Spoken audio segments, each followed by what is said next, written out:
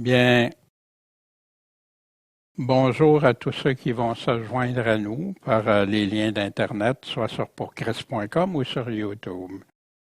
Bien, ce matin, on a un message qui m'a été cher au cœur depuis la première fois que j'ai présenté, mais du moins sous forme comme ça fait il y a environ 14 ou 15 ans. Puis ce message-là m'est resté toujours à cœur. Bien sûr, je l'ai ajusté pour présenter, centraliser sur un aspect aujourd'hui. Mais j'avais hâte de vous le présenter. Ça s'intitule Le Grand Voyage. Le Grand Voyage, c'est un grand voyage pour tout le monde. Mais qui va arriver à la bonne destination? La semaine dernière, bien sûr, on a vu est-ce qu'on peut être trop zélé ou pas assez, hein? Est-ce qu'on prend au sérieux quand Jésus parle celui qui a les paroles de la vie éternelle, ou plutôt ce que les hommes vont me dire que Jésus a dit? Jésus nous répète souvent qui a des oreilles. Voici Jésus, hein, un des passages qu'on a examinés, entre autres. Je reprends et je châtie qui? Ceux que j'aime. Il y en a qui se découragent parce qu'ils se sentent repris, puis ils se découragent à ça. Non. C'est le Seigneur qui châtie, puis ceux qui aiment. Donc, aie du zèle, repens-toi. Il leur avait dit ce qu'ils faisaient de pas correct. Puis ça peut aller, il parle à toutes les églises. Je me tiens à la porte et je frappe. Il dit ça à une église, hein? Pas à une... C'est à tous ceux. Si quelqu'un entend ma voix et m'ouvre la porte, j'entrerai chez lui, je souperai avec lui et lui avec moi. Faire un. Celui qui vaincra, je le ferai asseoir avec moi sur mon trône. Promesse de la vie éternelle. Est-ce qu'on avait regardé, est-ce qu'on croit que Jésus va accepter ceux qui ne sont pas zélés pour lui? Suite à ses paroles, qui ne sont pas ses disciples, qui ne l'aiment pas selon ses critères, qui ne vivent pas selon l'évangile de Jésus. Mais Jésus n'a jamais fait de promesse qu'il serait dans sa main. Il dit à ceux qui écoutent et qui le suivent, qui écoutent ses paroles et qui le suivent. La repentance est-elle seulement une option ou une condition? Les églises et les personnes qui ne se repentent pas, vont-elles avoir droit aux mêmes promesses que ceux qui se sont repentis? Ou plutôt aux conséquences qu'on avait examinées? Mais personnellement, nous, chacun, toi, que feras-tu si ton zèle ne ressemble pas à ceux qui ont le même zèle dans la foi, comme Pierre nous enseigne? On va le revoir dans quelques instants. Ou qu'est-ce que tu vas faire pour animer ce zèle qui a peut-être tiédi? Il y a peut-être des obstacles qui sont présentés, des choses, puis, oups, là, c'est moins fort. Peut-être je suis en train de me refroidir. Ou que fais-tu pour conserver ton zèle, t'assurer pleinement l'entrée dans le royaume de Dieu, ta vie éternelle, et dans quelle mesure elle va être vécue? Il y a beaucoup qui s'objectent quand on parle de zèle, mais y a-tu des mais? Oui, mais c'est pas pour moi, c'est pas pour nous, mais il faut pas être légaliste, trop zélé, etc. Ce qui amoindrit les paroles de Jésus au lieu de les mettre en lumière, les exposer clairement. On avait vu que Pierre va nous présenter le zèle qu'un chrétien a, de tout mettre notre zèle à notre foi, la vertu, la connaissance, à la connaissance, la tempérance, la patience, la piété, à la piété, l'amour fraternel, puis à l'amour fraternel, la charité. Qui peut ou veut enseigner à soustraire quelque chose de ça? Malheureusement, c'est ce qu'on voit à plusieurs endroits qui prêchent un évangile découper du restant. Puis Pierre nous dit, étudiez-vous. Des versions vont dire, efforcez-vous. Efforcez-vous à ça, quand on l'a fait. Cette semaine, bien, on va parler du grand voyage. J'aimerais juste demander, Seigneur Tout-Puissant, puisses-tu bénir ce message, Seigneur, puis qu'il porte les fruits que tu veux que ça porte dans nos cœurs, dans chacun de nos cœurs, Seigneur. Tu es le grand patron, celui qu'on aime, qu'on veut suivre de tout notre cœur. Fait que guide-nous par ton Esprit Saint, en ton saint nom, Jésus, notre Maître, notre Sauveur. Amen. Bien, un jour, il y a un grand constructeur qui a conçu un avion unique. Il n'y en a pas d'autre comme ça, pour assurer un voyage exceptionnel où tous les gens seraient bien. Mais malheureusement, dès le premier envol, une mauvaise décision puis une mauvaise action des deux premiers passagers ont altéré l'ordinateur principal de cet avion-là, le rendant vulnérable. Puis ce que ça a mis, on ne sait pas à quel moment il pourra faire défaut, tout stopper, tout arrêter. Mais là, le constructeur, il avait un grand souci pour la vie de tous les passagers qui embarqueraient dans cet avion pour le voyage. Il a établi que dorénavant, ceux qui devraient porter un parachute qu'il a conçu spécialement pour leur assurer de conserver leur vie pendant tout le voyage, puis arriver à destination quand l'ordinateur ferait défaut.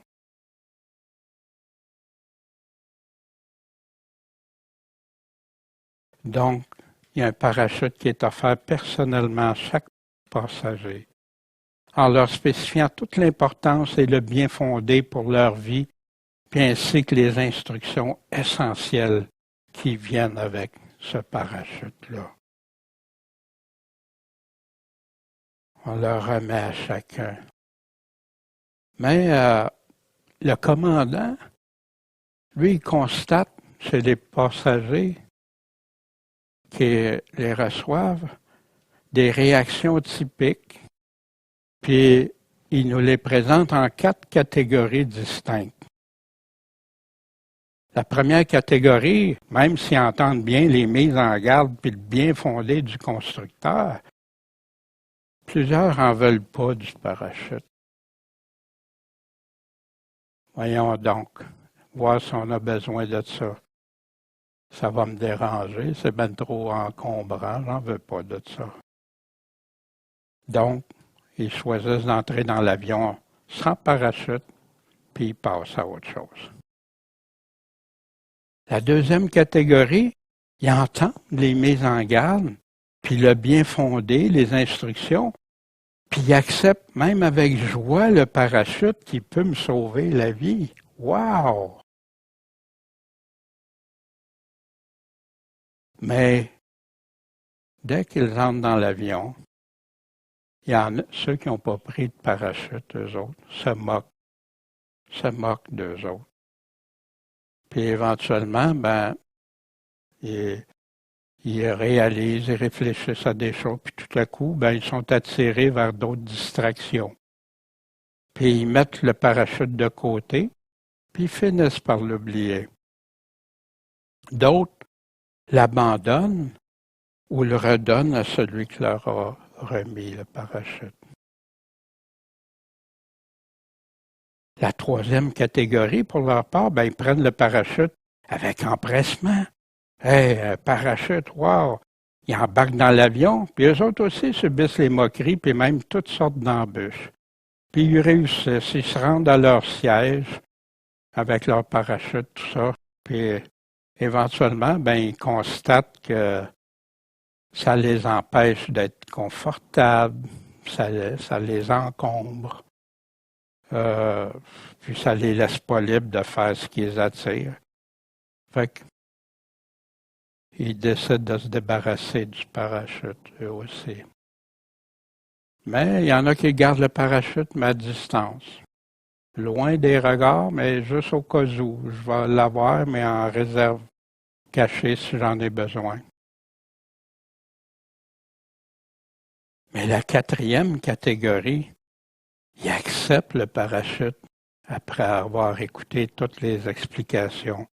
Au début, il y en a qui ont été sceptiques un peu, mais quand ils ont constaté que c'était l'unique façon de leur sauver la vie, ils l'acceptent avec joie et sont déterminés à le conserver, coûte que coûte. Malgré les moqueries, les difficultés, des passagers qui les font trébucher, qui les harcèlent, mais ils continuent de porter leur parachute durant tout le trajet. Puis quand ça arrive qu'ils pensent à le mettre de côté, ils se rappellent pourquoi ils portent le parachute.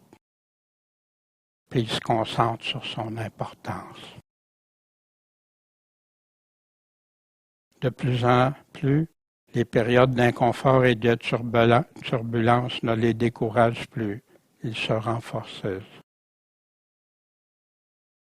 Et même, ils sont toujours disponibles pour encourager les autres passagers à obtenir et à porter un parachute.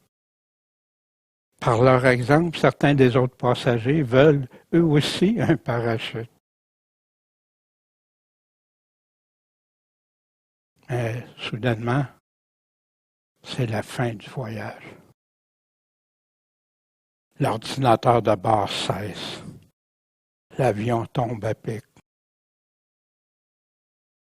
Les passagers sont en panique, rivés à leur siège.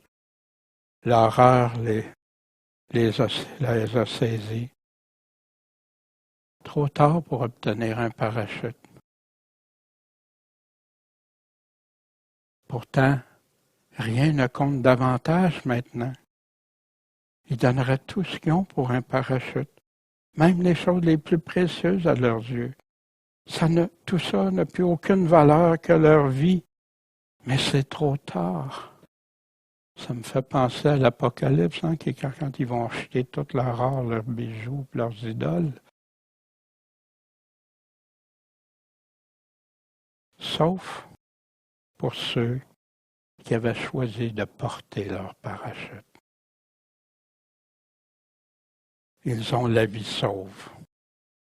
Le calme, la paix et la joie maintenant d'avoir persévéré et enduré le parachute. Ils sont maintenant en paix.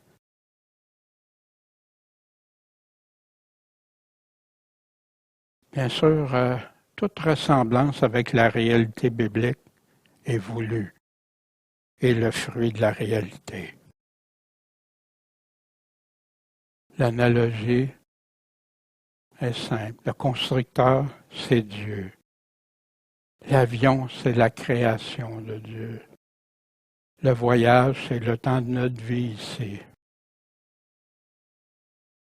L'horloge passe vite, on en parlait ce matin. Sauver sa vie, la vie éternelle. La mauvaise action de l'équipage, la désobéissance, pour avoir suivi les règles du constructeur et avoir saboté son œuvre. On retrouve ça dans la Genèse, avec les deux premiers passagers, Adam et Ève. Les passagers, c'est nous tous. Le parachute, le moyen de Dieu pour nous sauver. Jésus-Christ, son Fils unique. Et tout ça, c'est inspiré de nombreux enseignements de Jésus qu'on peut retrouver au travers du Nouveau Testament, mais principalement l'illustration des semences, le semeur et les 4 terrains, la semence. Voici cette analogie, cette parabole, ce que ça signifie. La semence, Jésus explique, directement aux disciples qui voulaient avoir la réponse. La semence, c'est la parole de Dieu. Ceux qui la reçoivent le long du chemin sont ceux qui l'écoutent. Mais le diable vient qui ôte cette parole de leur cœur, de peur qu'en croyant, ils ne soient sauvés.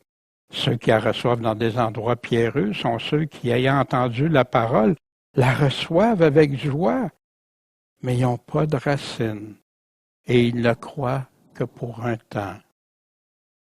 Quand la tentation ou l'épreuve survient, ils se retirent. Et ce qui est tombé parmi les épines, ce sont ceux qui ont entendu la parole, mais qui s'en allant, la laissent étouffer par des inquiétudes, par les richesses, les voluptés de cette vie, de sorte qu'ils ne portent pas de fruits qui viennent à maturité. Mais ce qui est tombé dans une bonne terre, ce sont ceux qui, ayant entendu la parole avec un cœur honnête et bon, la retiennent et portent du fruit avec persévérance.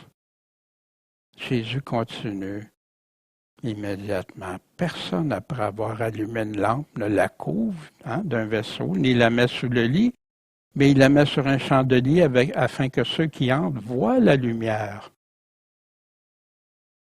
Car il n'y a rien de secret qui doit être manifesté, ni rien de caché qui ne doit être connu et venir en évidence. Donc, prenez garde à la manière dont vous écoutez, car on donnera à celui qui a, mais pour celui qui n'a pas, on lui ôtera même ce qu'il croit avoir. Puis on va aller examiner ça, à quoi Jésus fait référence quand il dit de ça. Fait à partir de cet exemple que Jésus nous donne, un exemple si courant que n'importe qui faisait un jardin ou un champ, une semence qui avait à semer, pouvait facilement comprendre. Encore aujourd'hui, les agriculteurs ou ceux d'entre nous qui font des jardins le comprennent très bien. Des exemples simples à comprendre, mais que des gens compliquent souvent la signification. Vous pouvez le retrouver aussi dans Marc au chapitre 4, versets 4 à 20, puis Matthieu 13, versets 4 à 23. La première catégorie que je pourrais mentionner, les passagers de la première catégorie. Ceux qui reçoivent la parole le long du chemin. Ils écoutent la parole. Ils la reçoivent. Ils reçoivent la parole. Fait que c'est quelqu'un qui a écouté puis reçu la parole. Mais le diable ôte cette parole dans leur cœur, de peur qu'en croyant, ils soient sauvés. De quoi ça parle ici? Directement du salut, puis de croire. Fait que la parole est foulée aux pieds après l'avoir reçue. La parole devient sans importance pour eux. Des cœurs non réceptifs. Il en arrive à la décision de ne pas croire et le rejeter, piétiner. Le malin domine en eux et enlève la parole de leur cœur de peur qu'ils croient qu'ils croient puis qu'ils soient sauvés. Ils prennent un autre parachute que celui du constructeur. Ils n'en veulent pas du parachute du constructeur, comme la première catégorie, quand je fais l'analogie. Mais la deuxième catégorie, la parole dans les endroits pierreux, ils reçoivent la parole. Mais c'est pierreux, il y a des pierres, des roches. Pas seulement ils l'entendent, ils la comprennent, mais ils la reçoivent avec joie. Mais vu qu'il n'y a pas de racines, ils croient que pour un temps. Puis quand l'épreuve survient, ils se retirent. Pourtant, c'était des chrétiens qu'on aurait dit au début zélés. Ils entendent la parole et la reçoivent aussitôt avec joie.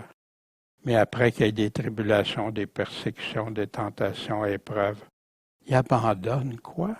La foi. Ils croient pour un temps seulement.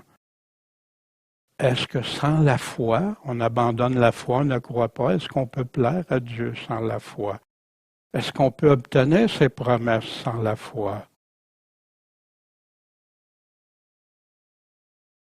Leur cœur, les priorités de leur cœur deviennent ailleurs. Leur vie personnelle prend la priorité.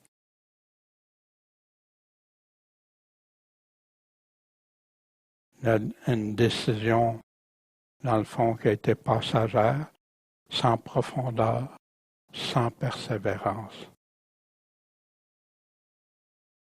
La troisième catégorie, la parole parmi les épines. Ils ont entendu aussi la parole. Vous remarquez, ils ont tous entendu la parole. Ils l'ont toutes reçue. Mais qu'est-ce qu'ils vont en faire? Ils la laissent étouffer. Étouffer par quoi? Les inquiétudes, les richesses, les voluptés de cette vie. Puis ils ne peuvent pas porter des fruits, parce que porter du fruit, ça prend du temps aussi. Ça prend de la persévérance pour qu'un fruit mûrisse. Un fruit qui n'est pas mûr est inutile.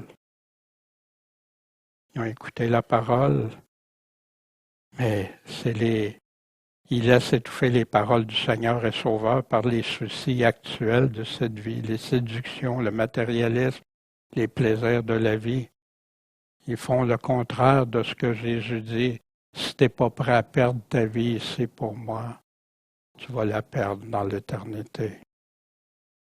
Mais les gens ne voient plus ça, ne le comprennent plus. L'invasion des autres convoitises prend la place. C'est des décisions orientées vers le moi, vers soi. Moi, je suis plus important que ce que Dieu me demande.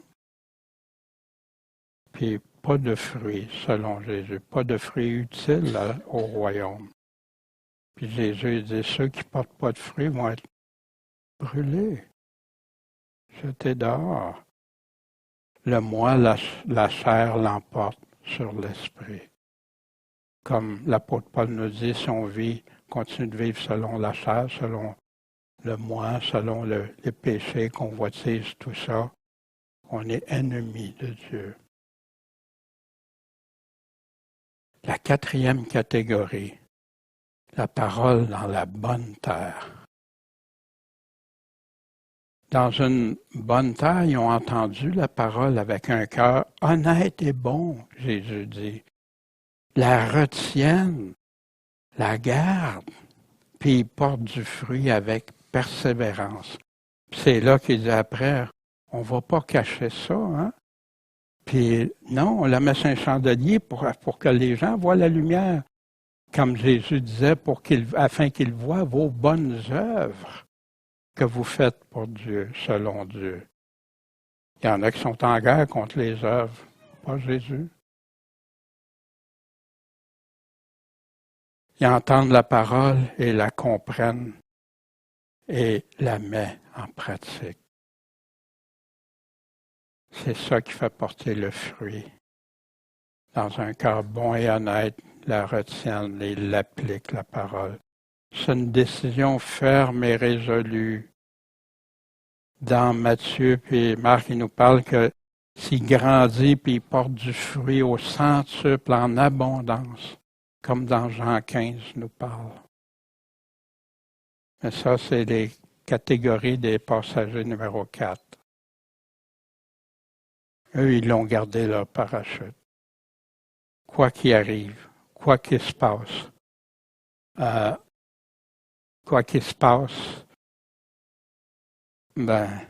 ils sont sérieux. Ils prennent au sérieux les paroles de Jésus. Ils les mettent en pratique.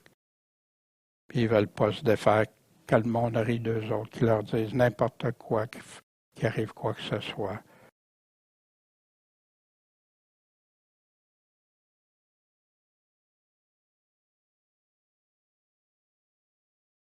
Jésus poursuit avec des mises en garde si claires et si importantes. Les quatre, ils ont reçu, ils ont écouté la parole, mais une seule catégorie l'ont fait voir et fructifier, l'ont mis en pratique, l'ont gardé. Et voici ce que Jésus dit dans ce qui va avec ses avertissements et ses promesses. Donc, prenez garde à quoi? À la manière dont vous écoutez. Parce qu'on donnera à celui qui a. Mais celui qui n'a pas, on va y enlever même ce qu'il croit avoir, ce qu'il pense avoir. Vous voyez avec quoi ça a commencé, hein, la parabole, qui croient pour leur salut.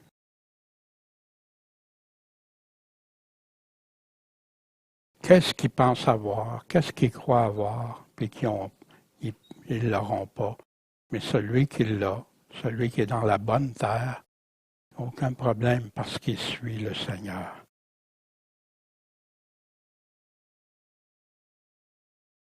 Le comment, c'est ce que Jésus nous explique très clairement dans la 4e catégorie. Puis Jésus aussi parle, quand il parle dans Marc, puis il dit ailleurs d'ailleurs, si vous ne comprenez pas celle-ci, cette parabole-là, comment vous allez comprendre les autres paraboles? C'est la parabole de base que le Seigneur a dit, puis qui nous permet de comprendre d'autres paraboles. Mais si on ne la comprend pas, tout le reste peut être faussé, puis on ne s'en rendra même pas compte. Ça va être comme le tournevis qui tourne dans le même sillon tout le temps. Il leur dit, n'entendez-vous pas, comprenez-vous pas cette similitude, cette parabole? Hein? Comment vous allez entendre les autres? C'est si important. Moi, quand j'ai lu ça la première fois, puis pas la première fois, après de maintes reprises, puis tout à coup, wow! Jésus a capté mon attention. Tu dois examiner ça, Daniel. Tu dois comprendre de quoi il en retourne, si tu veux bien comprendre le reste. Quand il va nous parler de différents autres exemples, le serviteur fidèle, infidèle, les boucs, les brebis, les vierges sages, les vierges folles, etc., etc.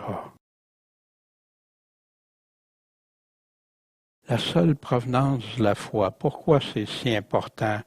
La foi qui vient de ce qu'on entend. Ce qu'on entend, ça vient d'où? La parole de Dieu, pas ailleurs.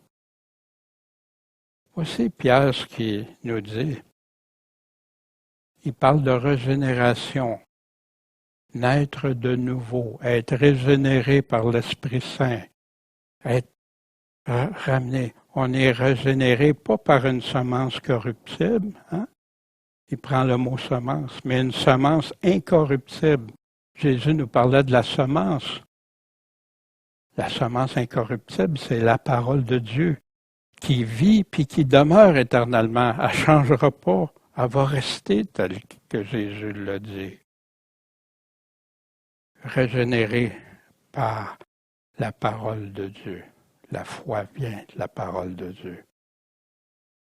Puis voici ce que Paul disait dans sa dernière lettre qu'il a écrite à Timothée, celui qui formait des pasteurs, d'autres pasteurs.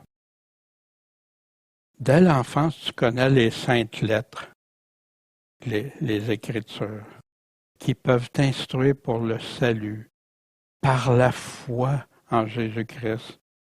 Pourquoi qu'il parle à Timothée l'instruire pour le salut? Ben non, Timothée t'a déjà sauvé.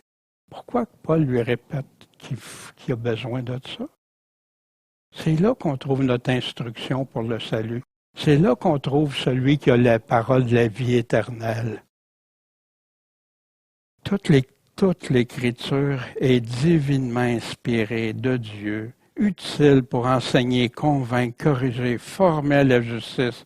Pourquoi? Pour que l'homme de Dieu soit accompli et propre à toute bonne œuvre, les œuvres de Dieu.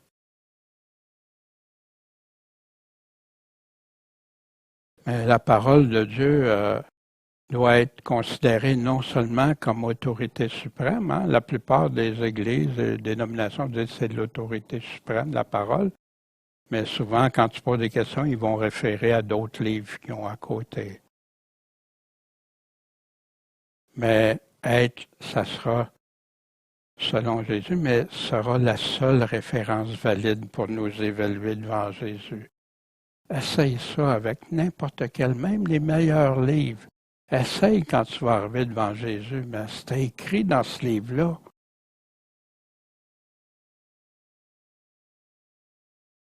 Celui qui me rejette reçoit pas quoi? Mes paroles. Et ne reçoit pas mes paroles. A son juge. C'est quoi qui va juger? Des livres ou la parole de Dieu? La parole que j'ai annoncée, c'est elle qu'il jugera au dernier jour. Parce que je n'ai pas parlé par moi-même, mais par le Père qui m'a envoyé. Il m'a prescrit ce que je devais dire et annoncer. Et je sais que son commandement, la parole qu'il m'a dit d'annoncer, c'est quoi? C'est la vie éternelle. Pour ça, Dieu dit, celui-ci est mon fils bien-aimé, écoutez-le. C'est lui qu'on écoute. Puis ici, c'est intéressant, hein, parce que Jésus met ensemble celui qui me rejette et reçoit pas mes paroles. Il y en a qui disent, ben jamais j'ai rejeté Jésus, jamais je le rejette. Mais quand il parle, ça par exemple, c'est une autre chose. Mais Jésus parle des deux très clairement ici. C'est là que Jésus nous donne les règles du grand constructeur pour notre voyage. Et quelles sont les règles? Dieu a déjà déterminé comment obtenir notre salut, notre parachute. Hein, bien sûr, on a vu ça à plusieurs reprises. À partir de la repentance, la conversion, croire, se faire baptiser, le suivre, l'écouter. Mais ici, on a vu que seulement une catégorie correspond à ces critères. La quatrième, qui a persévéré, celui qui persévérera jusqu'à la fin. Entendre, comprendre avec un cœur honnête et bon. Mettre en pratique, persévérer et porter du fruit en abondance, qu'on retrouve au travers du Nouveau Testament. Mais il y en a, même à ça, après que Jésus parle, ou que d'autres parlent de ce que Jésus a dit, qui se ferment les oreilles ou la bouche. Mais ils ne réalisent pas que même si je ne perçois pas qu'il y a du danger pour moi, qu'on pourrait m'enlever ce que je crois avoir, exemple, que même si je crois qu'il n'y a pas du danger de rester sur la voie ferrée, je vais me protéger au dernier moment. Est-ce que ça peut empêcher le train de me frapper, même si je ne crois pas que le train peut être dangereux? Malheureusement, c'est ce que semblent croire plusieurs chrétiens aujourd'hui. Tout comme c'est pas parce que je décide que je ne crois pas aux règles de Dieu, aux paroles que Jésus a dit si clairement,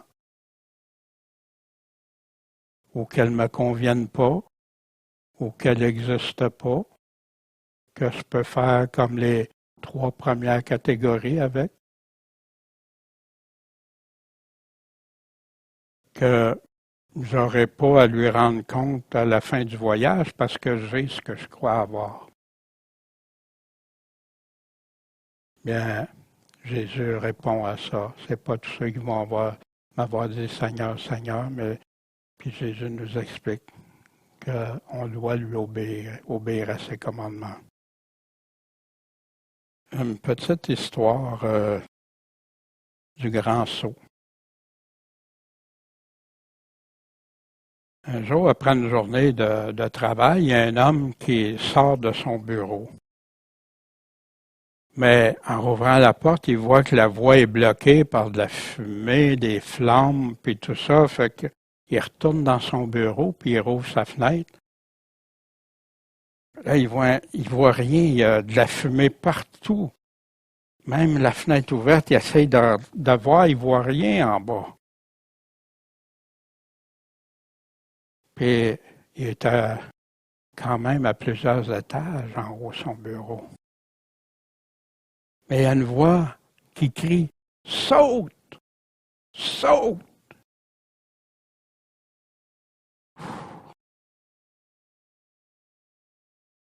Il regarde, hein, les deux options qui s'offrent à lui. Les flammes, brûlées par les flammes, sauter, puis là, il envisage toutes les pires catastrophes pour sa vie, pour ses blessures et tout. Mais là, il reconnaît la voix du Père. C'est son Père. Saute, saute. Il connaît son Père depuis qu'il est tout jeune. Son Père ne fera jamais faire quelque chose de dangereux pour sa vie.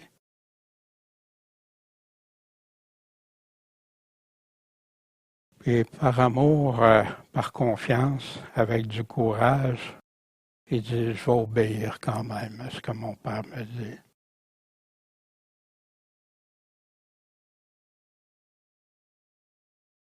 Nous autres, est-ce qu'on connaît, puis on croit autant aux directives et à l'amour de Dieu, notre Père céleste, comme cet homme qui a choisi de sauter, puis quand il a sauté en bas, il s'est laissé totalement, puis qui est arrivé dans le filet qui l'attendait.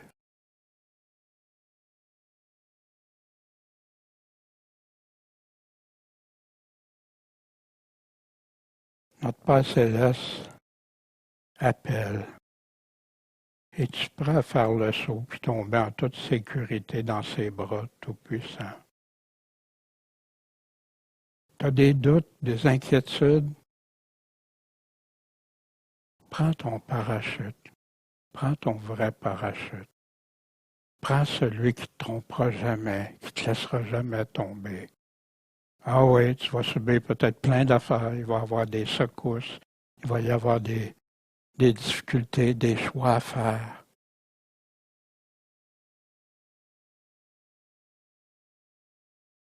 Et je croyais que cet exemple-là peut nous aider des fois à réaliser ce qu'on fait, nous, envers Dieu. Oui, oui, Dieu, mais quand c'est le temps, oh non, je vois pas tout ce qui s'en vient en avant, j'ai pas savoir tout ce qui arrive. Je retiens, je marche sur le break, je vais rester sur le bord de la fenêtre, je veux pas sauter.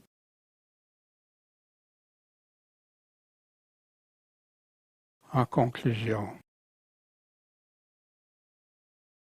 toute ressemblance avec la réalité biblique est voulue.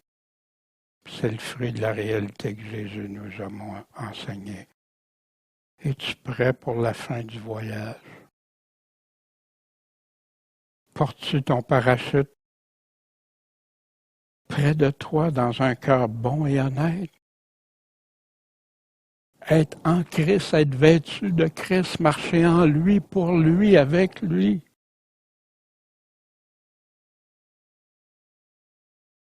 Gardes-tu les directives qui proviennent du grand constructeur?